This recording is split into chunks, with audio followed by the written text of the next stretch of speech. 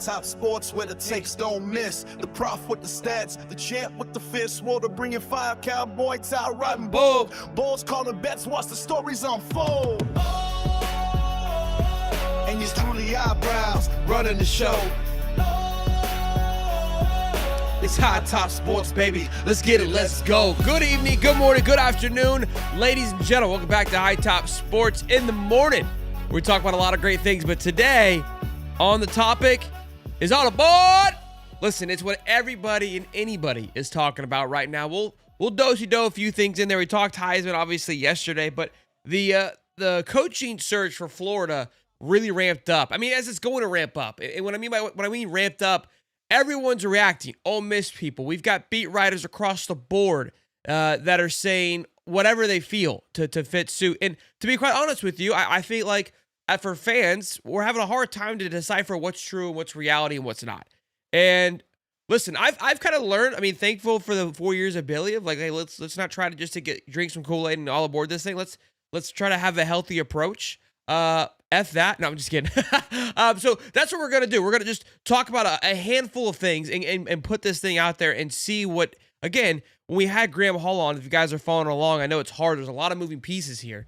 When he talked about what could be a possible option, this is kind of what we're going to get into today. Also, we got a great show tonight for you, 8:35. It's the bye week, but that doesn't mean we take a week off. We got Andy Staples joining us, very close to the program. Really excited to get his thoughts, his opinions on where he thinks Florida's going to go in this Lane situation, and if not Lane, where else? And also, too, we have a burner gate.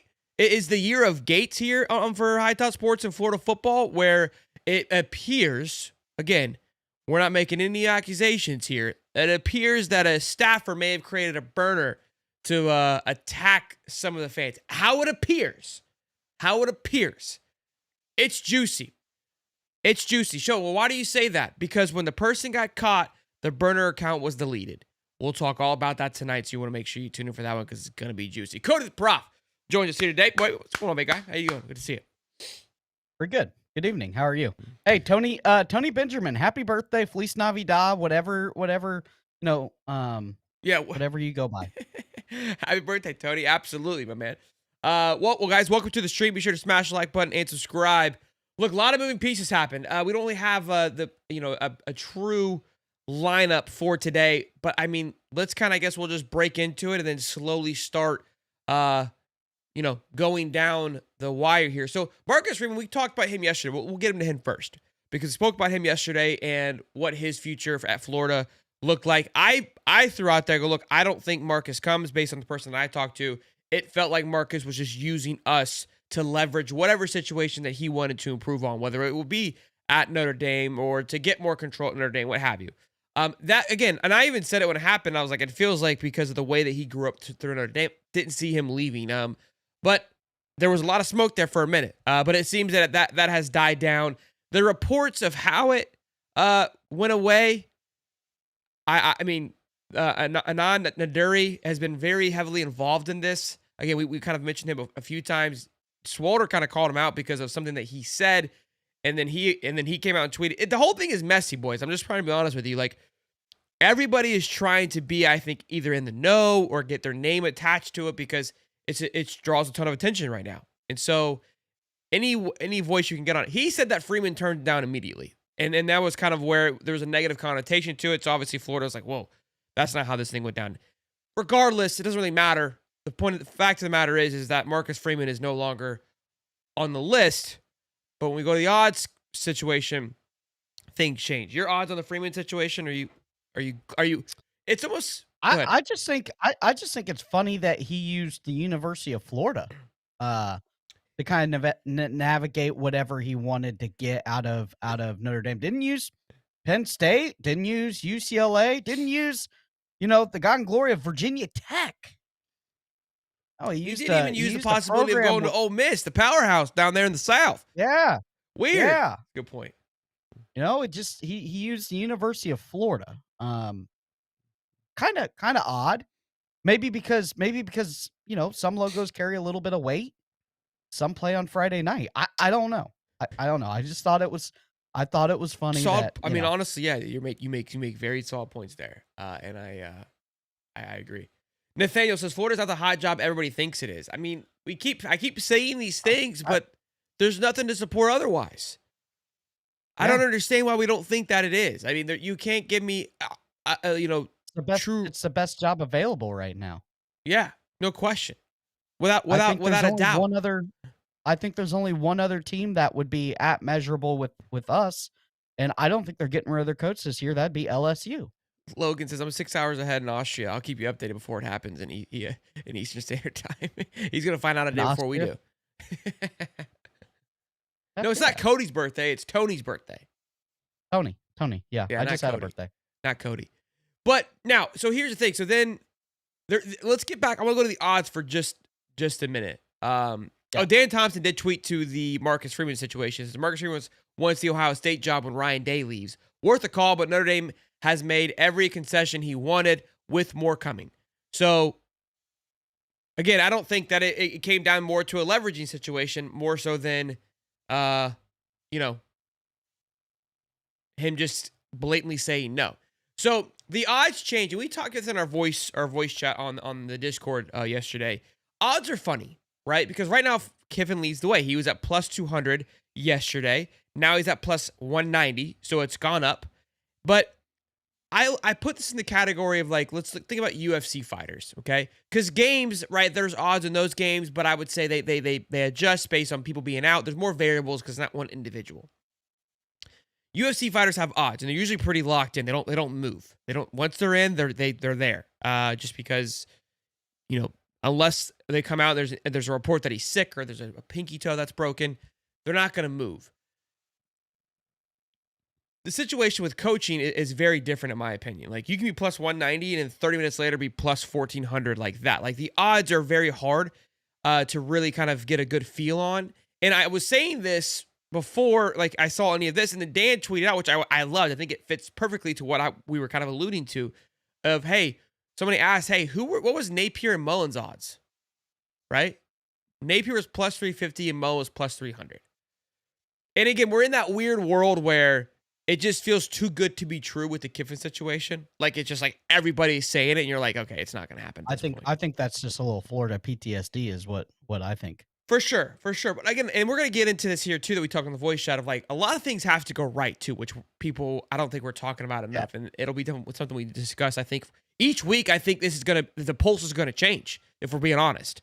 And it will change, and we'll get into that here too. But so if we take that, right, if history were to repeat itself, which isn't always the case, but the plus 350 to plus 300, Franklin's plus 300, and Baum is plus 500, and Drink's plus 5. So I would put those guys kind of in that plus 300 range of, like, and that's what I kind of keep alluding to, is like those kind of second-tiered targets are something to definitely keep an eye on for everybody. If, again, the Kiffin is the ultimate situation here, but again, there's just so many moving variables that are uncontrolled at this moment. Again, they've got Oklahoma this week.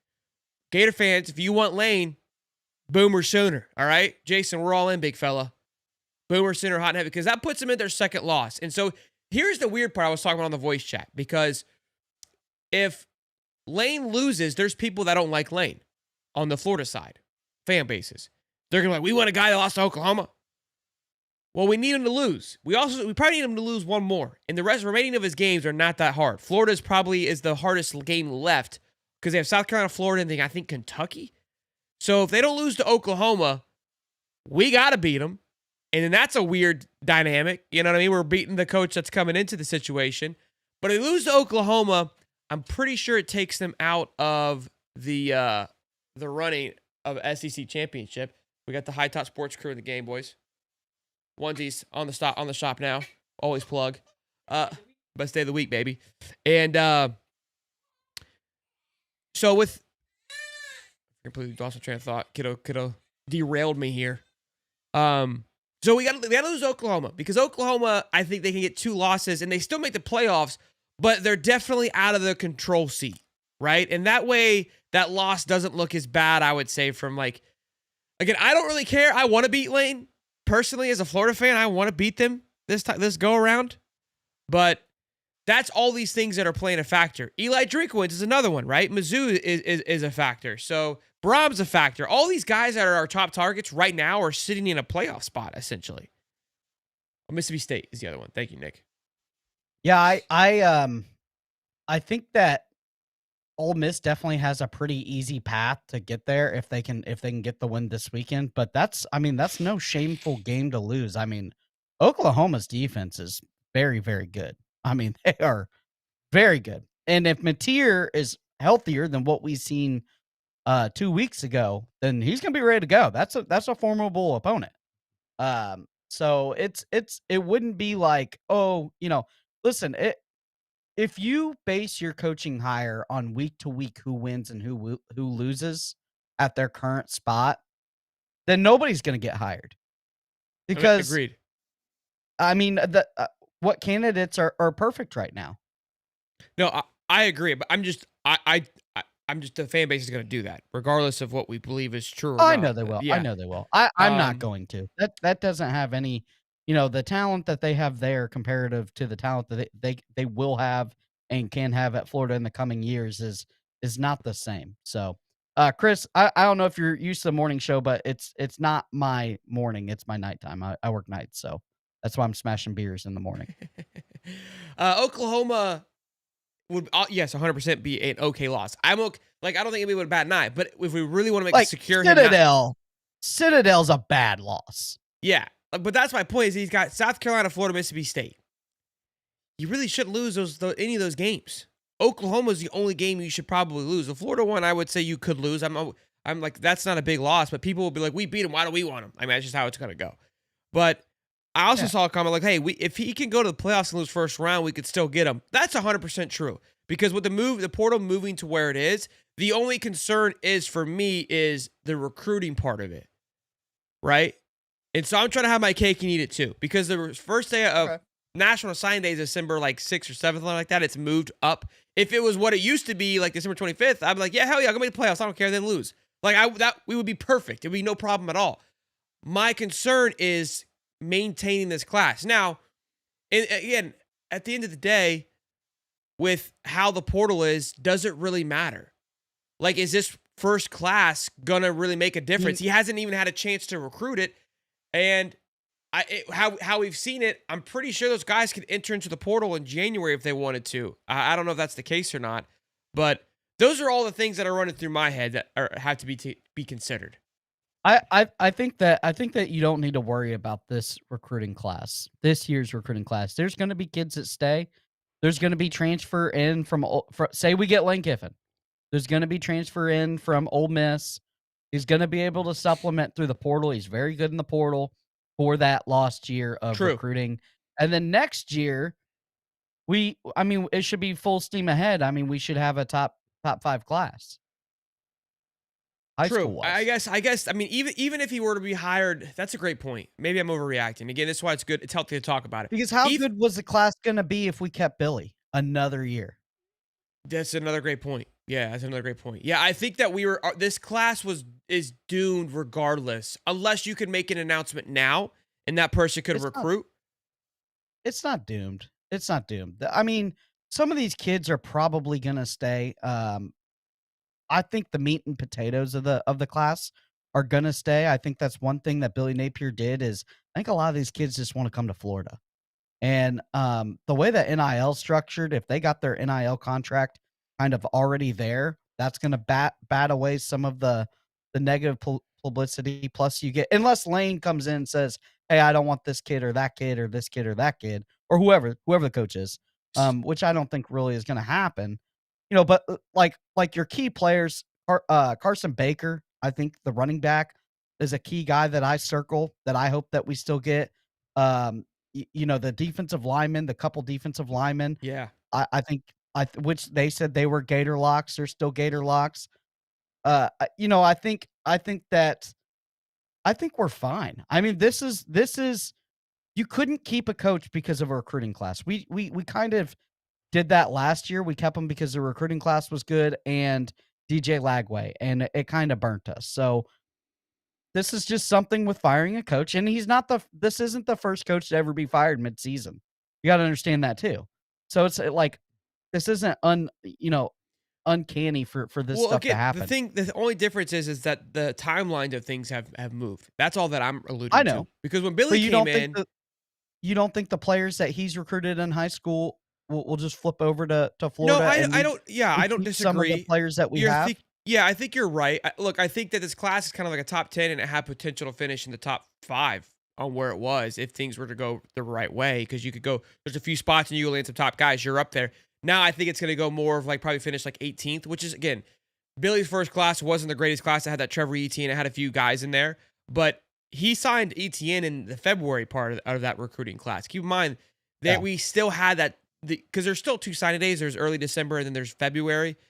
The And they can February flip. one used to be your national signing day, and December was early. Now it's national signing day is essentially in December, and it's moved back. But you make a point about the NIL thing that I mentioned on voice chat yesterday that we haven't seen a lot of decommitments anywhere. I haven't seen Anywhere. any. I mean, Penn State. I mean, I can't say any. We've had a few, but I'm talking Oh, Penn maybe State I can. did. No, Florida. Florida's Oh. not seen any. No, I know. And if you guys remember this, it's not being talked about. Maybe I can ask Andy Staples about this tonight. There was a rule change of July 1st or August 1st with the NIL situation where that you could sign an NIL contract then and basically be bounded by the contract back in July, regardless of your national letter of intent letter, your NIL letter.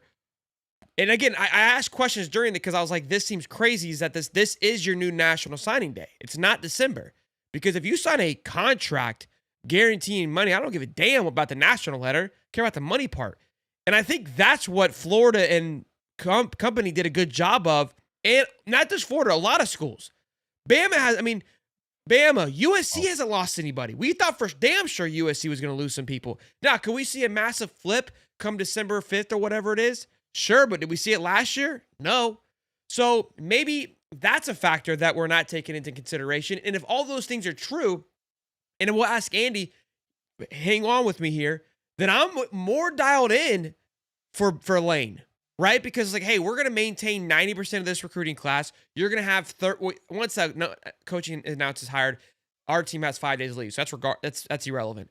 But it'll have 30 let's say 20 or so days if they lose first round of the playoffs to come in and start getting prepping the portal and bring in some staff. And he's got to turn it over quickly.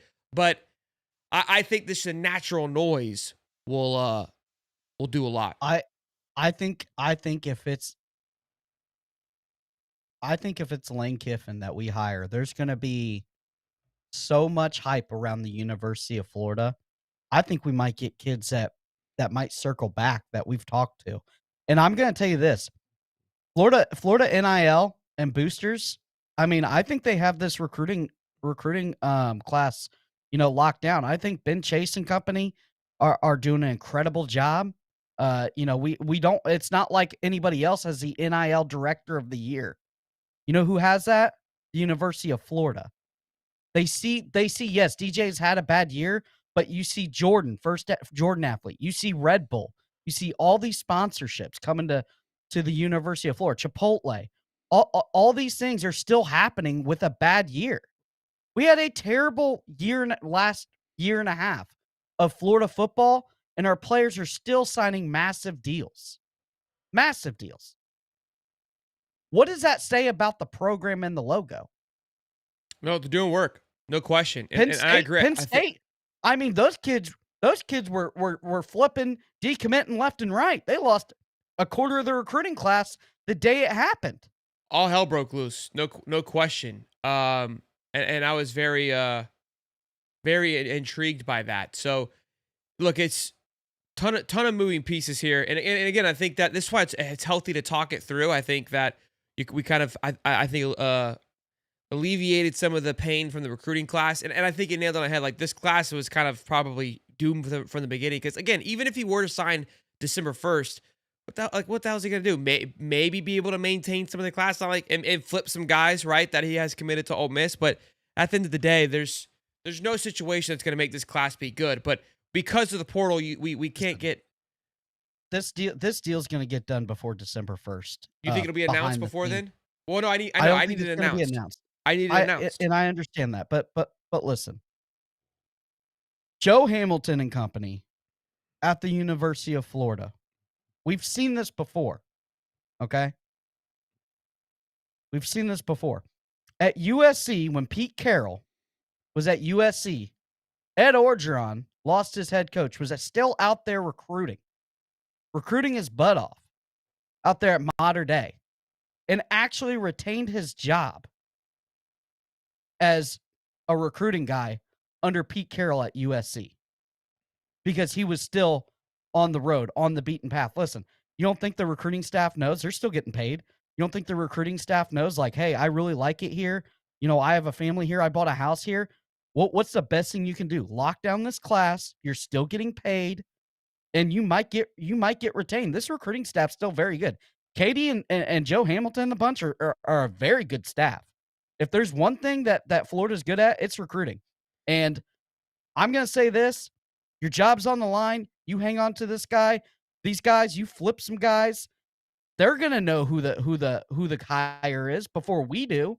Now, may it slip through the cracks? Probably, but this deal's gonna be done in a couple weeks. They're gonna know who the head coach is. Most of the time, I mean, people always try to, oh, can we keep this person? I mean, think about the staff that's here now. They're outside of maybe Peterson. There isn't a soul left from the Mullen era. Like they pilgrimage No, this thing. wide receiver coach. No, that's not Mullins. Billy brought him in. He was somewhere else. He was under Mullen too, though. He was under Urban, Mullen, and Billy G. Yeah, I understand that, but he didn't transition. We had a different wide receiver coach. Billy came back. Yeah.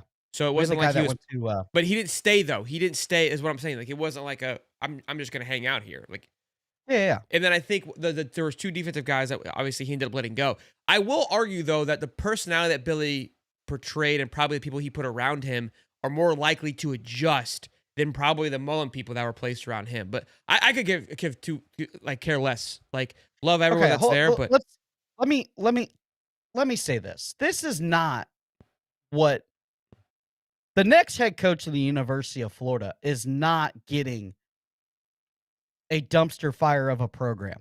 This thing is recruiting top 10 every year. Okay. Has talent stacked everywhere. Are we a little thin? Yeah. Offensive line needs to be better. Interior defensive line, very young. Cornerbacks, banged up, very young. But when you look at this roster, I mean, it's a top 5 roster in the SEC. That's not the talent, isn't the problem. The problem is the captain of the ship. The ship isn't rusted. The ship doesn't have a hole, in the hull of it. The ship is pristine. The captain that was driving it, we were supposed to be going to the Caribbeans, and we end up at freaking Norway. We're just trying to get back down to the Caribbeans where we're supposed to go. Like this thing's a well-oiled machine just looking for the guy. Do I think he's going to retain a bunch of staffers? Probably not. I would say at the recruiting staff, like there's some guys that I would want to retain, Joe Hamilton and company, that have done a darn good job getting this elite talent out of Florida and Texas. I mean, why would you blow that up? You're going to have plenty of money for staffers. Again, I'm not disagreeing with you. You just don't know. I mean, this isn't the same thing. It's about wanting to work. I mean, look, would Joe want to? When Napier walked into this thing, it was an absolute dumpster fire. Can we agree? For sure. I mean, I agree with that point. Is that I feel like the program is in a much better place, and the next person taking it over has less to kind of clean up, if you will. Look, I still think there is some major holes on the O-line that whoever has to come in has to fix. But outside of that, I think that the brand's been turned around in a good way. But look, I'm not going to get caught up in who stays and who goes. I think that whoever they brought in, but I think you have to look at the body of work and say, hey, this person's worth keeping for sure. And they understand. Keep in mind, guys, the 2026 recruiting class or 2027, there's already a program in place of, that recruiting staff already has plans in place. And I would argue, and let's kind of on this train for a minute, what you were saying, they've done a good job, I would say, getting in top tier talent and making top 10 talent, look appealing to come to Florida. I think where the problem was the pen to paper. that's where the things were dropping. And I put that more into Billy's lap than the recruiting's lap. We got them to come, right, and visit and do all the good stuff. But the part of it is like, hey, who's closing? Who's responsible for getting it done? So at our job, at our sales job, we've got the people that vet the calls and set it up, and then we have the closers, right? So the recruiting staff is the one that vetted everything, qualified it, sent it over to the closer, which was Billy in this scenario. And Billy was like, yeah, that's, you're too much.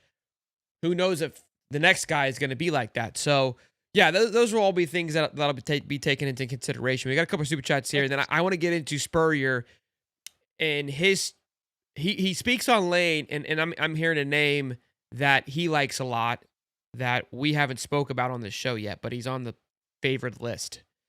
So we're gonna get into that. $5. Ole Miss is operating with a $7.7 million deficit. Florida will absolutely leverage that against Ole Miss. They can't afford to maintain what Lane needs. So I said this yesterday. I said money isn't a factor, and somebody was like, money definitely is a factor. And what I was alluding to was, I don't believe Florida should be outbidded here.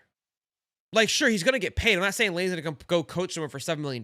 That's not what I was saying. What I was saying is that he's gonna get 12, 5, 13, like whatever he wants, wherever he goes. Florida, in my opinion, shouldn't let $1 million or $2 million here get in the way. That's what I was saying. Money's not a factor. It's going to be about, again, the resources and ultimately where he wants to be. Does he like, if we're being honest, it just, dude, if you want the best staff around you, the best talent composition that you can get around you, and have all the resources that you can around you, it's the University of Florida. That's just, it is what it is. I don't know what else to tell you. Like, you can argue with me until you're blue in the face. Ole Miss that. Shut up.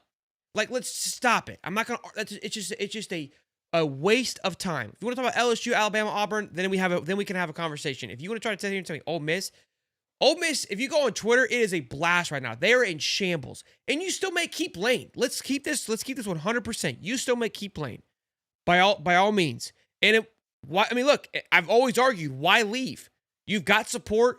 You can win 10+ games. You may make the playoffs here and there, and you may get over the hump one time and get it done. But if you want to go be dominant and crush year in and year out and just body everybody and not have to just outcoach and outwit every single time to overthrow something, then Florida's going to be your home. That's kind of how I look at it. Guys can get pissed. Ole Miss fans can get ticked off all they want, but I can assure you, Florida, I was seeing it last night, and it's not the best argument, but Florida was never worried about someone poaching one of our coaches. Not that we've had a coach to worth poaching, but in quite some time. But yeah, go ahead.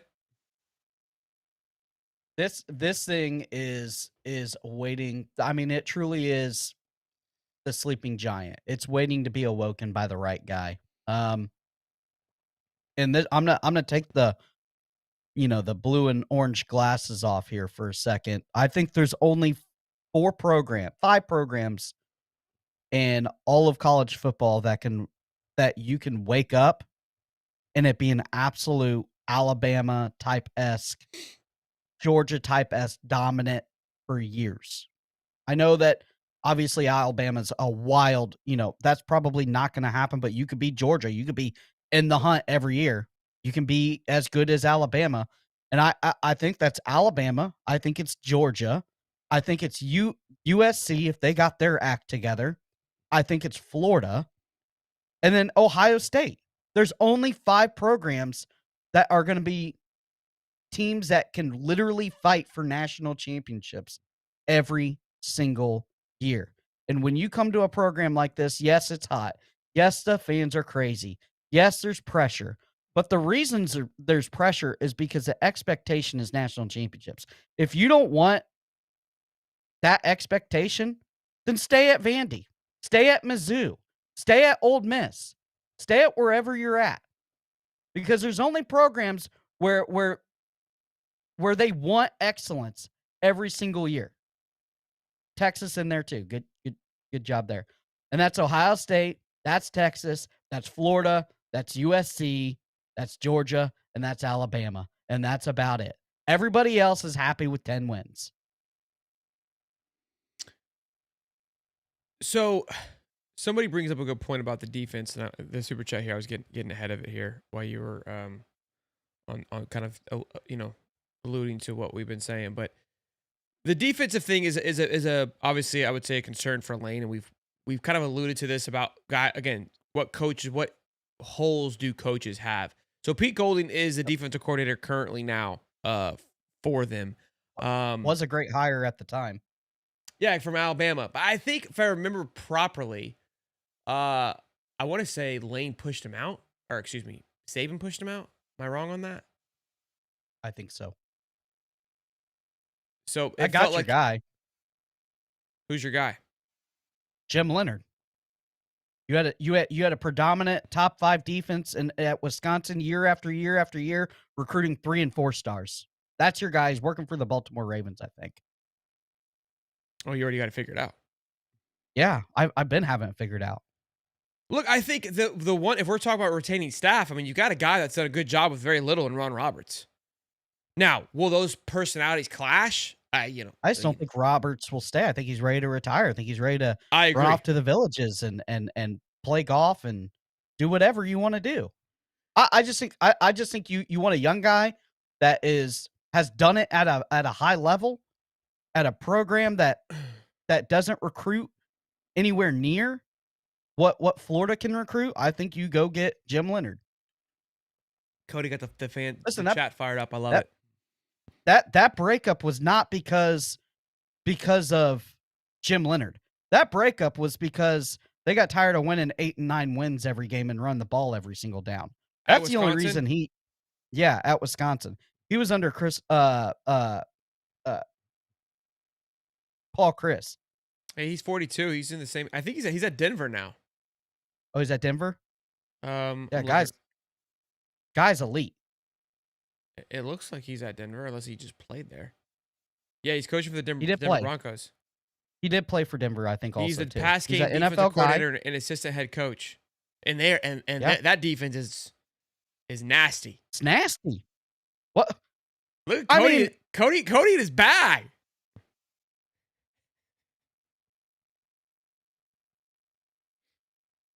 Right down the fairway, baby. Oh my god! Right down the fairway.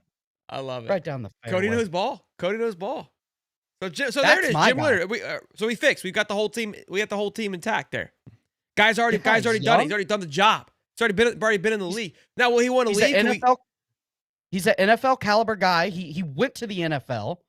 He played in the NFL. Yeah. He's it looks young. Like he was a white safety. Yeah, give me that. Give me that. Yeah, that guy is a killer. Stone cold killer. I call my son, his name is Cooper. We call him Cooper DeJean. Cooper DeJean. I love it. All right, so there, guys, it's fixed. We already put the whole staff together. $2. I hope the new coach keeps Katie Turner and Bree Wade. Yeah, again, those are things that are, and again, we've talked about it, is that Napier did put some great infrastructure in that you can come in kind of easily. It's like, hey, I don't even got to worry about that. That thing's running smoothly.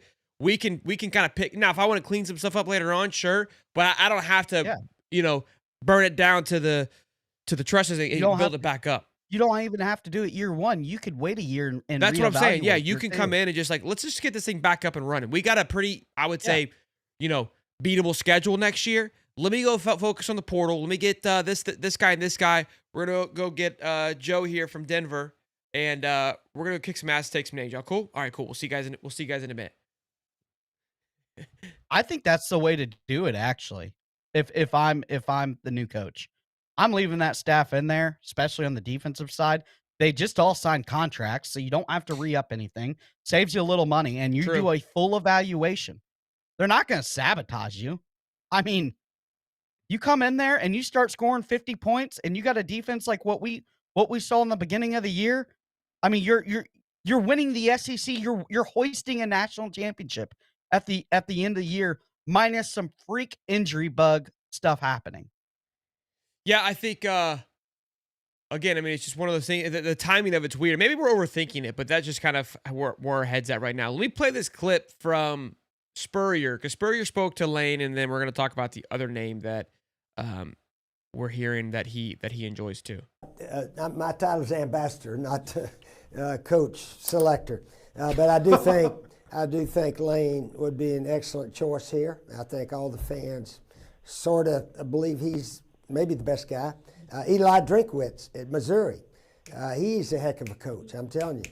And I mean, there's a lot of names thrown out there, no question about it.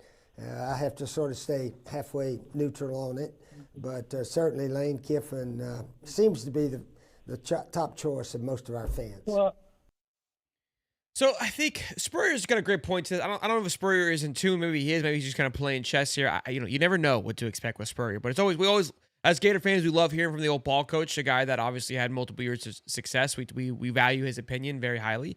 And I'm just going to, all the flack that I've received for Drinkwitz, me and Spurrier are the same. And so tread lightly, okay? Because if you're talking about me like that, you're speaking of the head ball coach like that. And I just want you to make sure that you understand what you're doing there. Because all I said was what he said. Okay, that he's a good ball coach, and I was throttled for it. So, who's right? The guy that's got a couple, championships under his belt, or you can do the rest of the math there. But also another name is Jeff Brom, who we've seen skyrocket in the odds over the last couple of days, and apparently Spurrier likes him a lot, likes his offensive scheme. And go look at Brom. Guy's a winner since he was arrived in Louisville. Took him to the AC championship year one. That year they lost to FSU in the AC championship, but took them down to the wire. It was a great game, and it's had a winning record ever since. And now this year they're on par or on pace, if you will, to make the ACC championship once again. The second time in his fourth year, I believe it is. Has had a winning record every year. Put Tyler what's his face into the NFL draft. Went second round. Got drafted by the Saints. Had everyone going nuts when he got drafted. And I believe it was either last year or the year before that, had the highest recruiting class that Louisville has ever had. So a name that name for me was kind of, when you start looking at all that, is like, okay, like people don't like Drink because it's not like this and it's not sexy and what have you. If you go take a look at Jeff Brom, it's like he kind of checks a lot of boxes. And doesn't and hey, has won the big one. Well, he just took down what considered to be the best team in the ACC, was a number 2 team in the country in Miami, with their just powerhouse of trenches. And Jeff Brom handled it with you want to talk about talent composition? You got to hit load more on the talent composition page to see that. So it's another name. Again, these are names that we're looking at if you don't get the big fish. And if we're gonna go and take a shot here, from what I've seen so far, I don't hate the Brom. I'm gonna do some more digging. There's more data there. Again, I'm still with the Drink train if the Lane train doesn't work in, but go ahead. Real fast, Robert, he says get hot yoga in Gainesville. Well, if you're watching yesterday, I broke it down on the hot yoga studios. We got 18 hot yoga studios right there on campus. A lot of 5-star rating review hot yoga. Listen, I don't take hot yoga. Shocker. I'm not a hot yoga connoisseur, but you know what? If it comes to getting my guy, I might just fly down there and take a couple classes. I might just have to add him at Twitter. Hey, you and Juice love this hot yoga studio. I'll do it for the boys. Okay? I don't think they're going to want what's coming out of my pores and the vodka, the orange juice, and the Busch Light and the fried food. I don't think they're going to like that. Whatever drips down on their little mats, but I will do it for the boys if I have to. Cody's on one. I love it here today. Yeah, I didn't know Brom also took Purdue to a Big Ten championship. I did not know that. And so, yeah, that's when they had the one kid, Thurman. Okay. That kid was electric. I remember Thurman. I remember Thurman. White safety. Yeah. So if you take that into consideration, right? And again, like if you go look at Brom's record, the guy's won damn near everywhere. Google him. Yeah. When I was looking, and so I think about that, and I remember, when Bama hired DeBoer, what was the say? Well, he's won everywhere he went, and I was very against that. I didn't like that, because I was like, if you go look where he won, it wasn't that great. Brom as a head coach, 8-5 at Western Kentucky, 12-2, 10-3. Then he gets the Purdue gig. Then he's 7-6, 6-7. We know obviously that's a tough place to go coach. 4-8, then 2-4, then 9-4, 8-5, 10-4, 9-4, or or excuse me. 9-4, 8-5, and then he leaves Purdue, he goes to Louisville, where he's been 10-4, 9-4, and now 5-1. So this is his third year at Louisville, and again, Louisville was right there at the end last year. I remember them, and I've talked highly about Louisville. I haven't even just considered to look at who their coaching was. But the guy's 90-53 in 12 years as a head coach. So played at the XFL or whatever. There was a clip. We played it. I have a clip of him from the XFL days. Here's an interview of Jeff Brom. Jeff Brom, how in the world are you starting this game tonight after taking that hit just 6 days ago? Well, let me answer that question by asking you two questions. One, is this or is this not the XFL? Yes, it is. Two, do I or do I not currently have a pulse? Yes, I do. Let's play football. I want him. I'm on the Brom train, Oh, baby. yeah, he's at Western Kentucky too. That was when they had that high-powered offense. I want to look. I worked with a guy. Was The this back? Hilltoppers. Yeah, the Hilltoppers when they were running. Yeah. Man, when did I work? Can someone do me a favor and Oh, see yeah, who he didn't have Thurman. He had Rondell Moore. Think Muddy Waters. Oh, Rondell Thurman Moore. was after him. Who went? Yeah. Yeah, I didn't he thought, beat like Rondell Moore like single-handedly beat Ohio State or something? look how Florida fans were like, yeah, we want him. That's all. We just needed a hot mic. Yeah. We're all in on the Jeff Brom train. Yeah. But like whatever. to me, you might you played hot the yoga, game. too. You played the game. You embody kind of that killer mentality. I like it, and the reason why I like it is because the Lane thing fits. It's almost like it's too good to be true. This would throw everyone through a loop.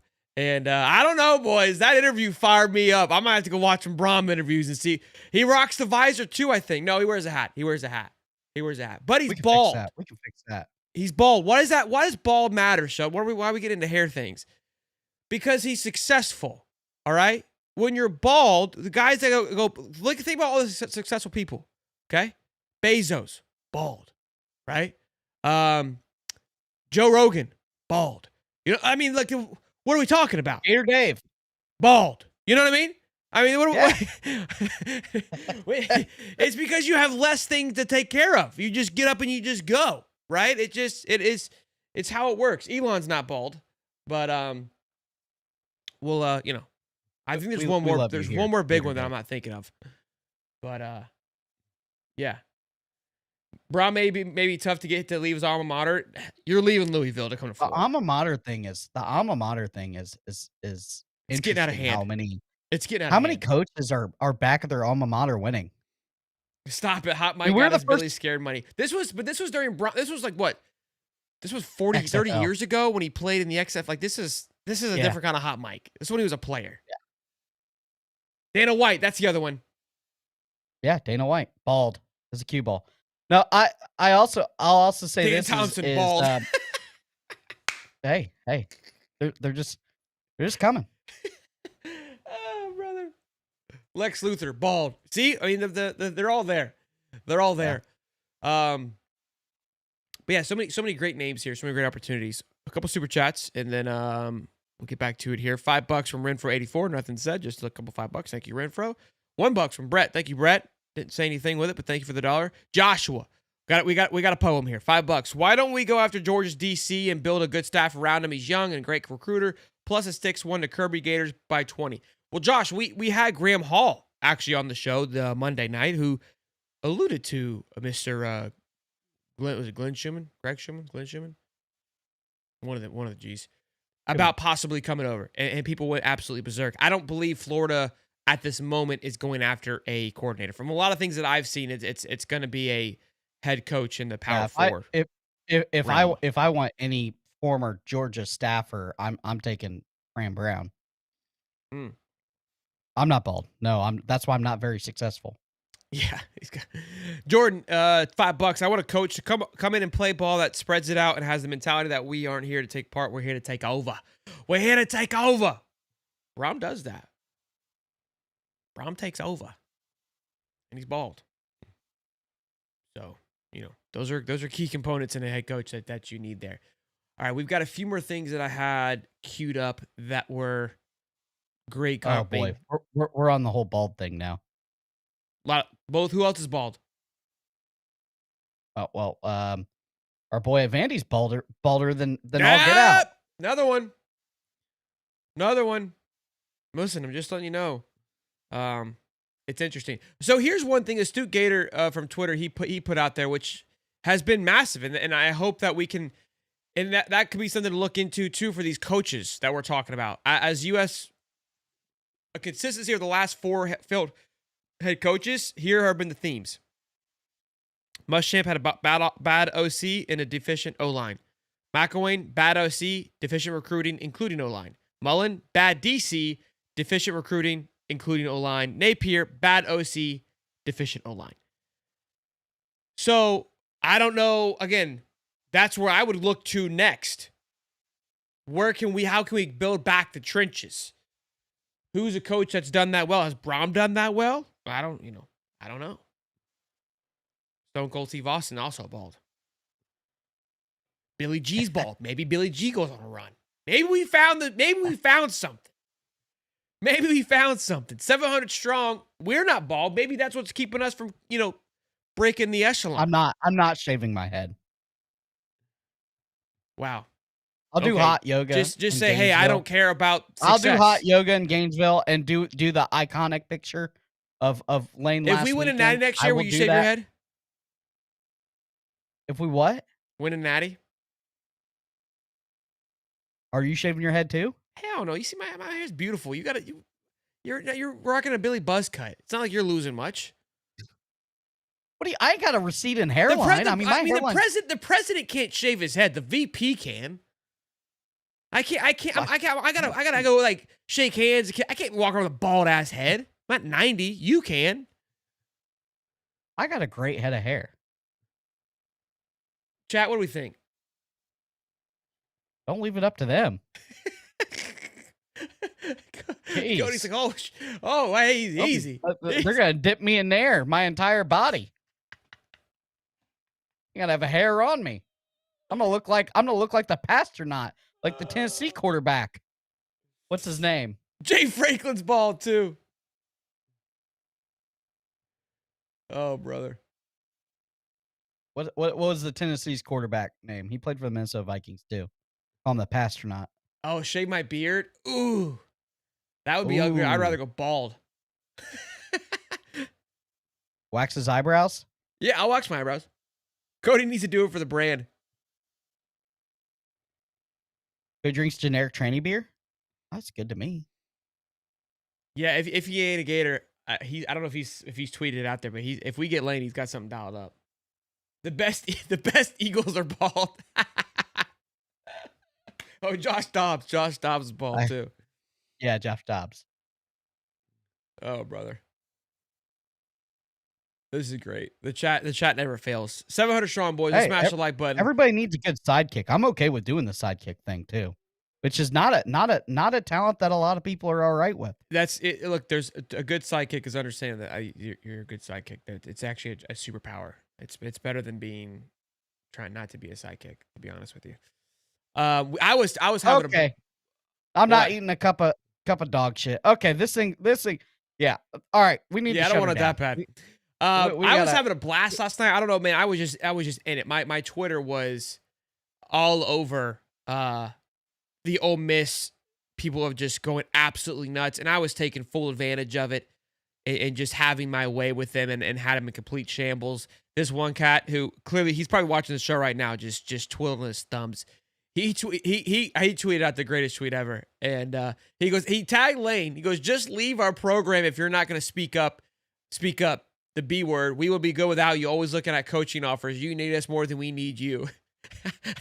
And I quoted. I go, "We'll never talk to you like this, Lane." He goes, "Shut your dumb ass up. You're actively sucking Drinkwitz off." And then he goes, "I was just fired up, getting a fire under Lane's ass. That's why I tagged him in it." Okay, it's amazing watching this unfold. I'm having a blast going back and forth with Ole Miss fans. I feel your pain. Like I appreciate the passion, but I'm gonna have my fun with it while we can because it's hilarious. Real fast, we need to go ahead and talk about this This I feel like is the second biggest elephant in the room in Florida football. Jordan, I can't. I can't. I know there's going to be some comments that that they don't like me. I physically can't put myself in for the Florida head coaching job. It's not because I love him. It's not because it's not because I don't want to. I would love to. There's a rumor around going that I'm leaving High Top, and I refuse to do that after signing my vet extension. And so I'm a man of my word. You know, we signed the extension, and I'm sticking here at High Top. That's the only reason keeping me from the Florida head coaching position. And what you just did there is all Ole Miss is asking for from Lane. That's all they want. They just want clarity from the head coach. That's where they're going absolutely berserk. It's like, you could you could finish all this. Just come out and say you're not leaving. And that's where the panic's starting to set in. Pete Nako's put out his RPM, right, if you will, his crystal ball, 70%. That's more confident than some recruits receive during their time of situation. So this man, look, I don't know who to believe. And I'm not saying anyone's lying. I think that there's just so many moving parts and everybody's talking to everybody. And I've talked to Dave, obviously, a handful. He's talking to people. I told him yesterday, I go, hey, he's like, look, we're hearing a lot of awesome stuff like you're seeing. It's just, there's so many moving pieces. Like, to be quite honest with you, I don't want to know if you find out before me. Like, if you find out who we're going to get, just don't tell me. I want to be in the dark with the rest of y'all. I want to have, like, I enjoy the thrill. All right. I like living close to the sun and reading tea leaves. Like, everyone thinks that I'm like trying to push something. Like, I try to be as like, I don't want to know so I can have genuine open conversations and not feel guilty. Like, oh, I'm trying to hide something. Like, no, I don't know. Yeah. You know, I'm hearing and reading the same things that you guys are. And I'll talk to some people, but there was somebody, and I'm not saying this person was wrong, right? But I was a source that I felt that I'm close with. It was like, hey, it's going to be Jaluk, and obviously ended up being Bailey Gonzalez. Well, he just got bad sources. Like, it happens. So it's hard for me to, take any of it with a true run. But yeah, it's wild times. $5, $2 from J&J Trucking. Shelton shaved the brows like bald, and Cody's head bald. Cody?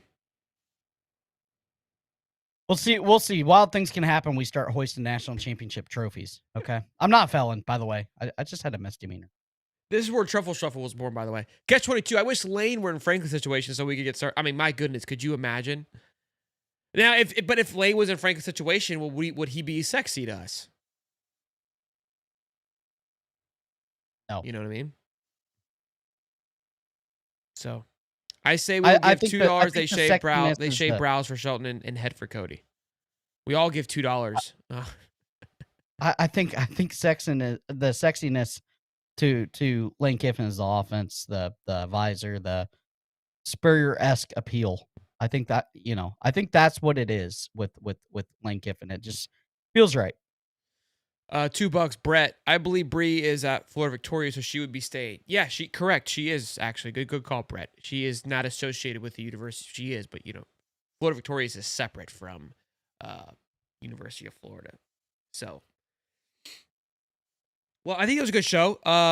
Talked about a lot of great stuff, all surrounding Lane, which is just kind of it's the headline at the moment. Like I said, when that guy from Ole Miss was like, "You're a drink guy," I was like, bro, everybody is watching everything to get a pulse on it.